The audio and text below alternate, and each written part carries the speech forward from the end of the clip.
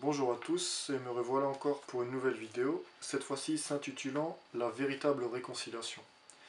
Donc je vais tout de suite en venir aux faits et au sujet, comme ça vous comprendrez l'intitulé. Tout d'abord, et comme l'a très bien expliqué le site Bibliothèque de combat, la première et la plus importante des réconciliations se passe non pas entre telle et telle communauté, entre telle et telle nation ou entre telle et telle personne, mais entre l'être humain et son divin créateur. En effet, si l'on reconnaît les méfaits de la judéo-maçonnerie, des philosophes de lumière et de la secte des Illuminés de Bavière, où leur valeur convergente s'est matérialisée lors de la Révolution dite française de 1789, on ne peut comprendre que l'importance de mener une guerre contre ces hérésies et cette méchanceté spirituelle.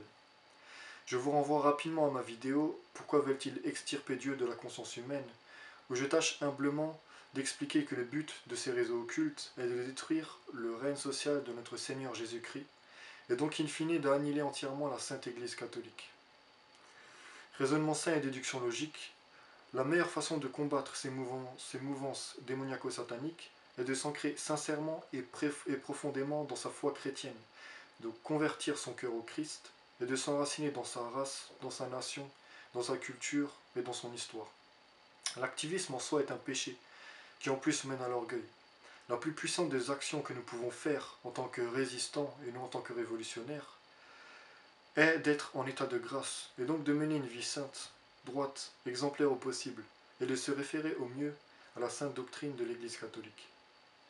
Étant donné que nos maux sociétaux proviennent essentiellement de l'idéologie révolutionnaire, et que cette dernière est intrinsèquement anticatholique, il nous faut être contre-révolutionnaire pour résoudre nos problèmes et rendre la société saine, donc rester, être ou devenir foncièrement catholique.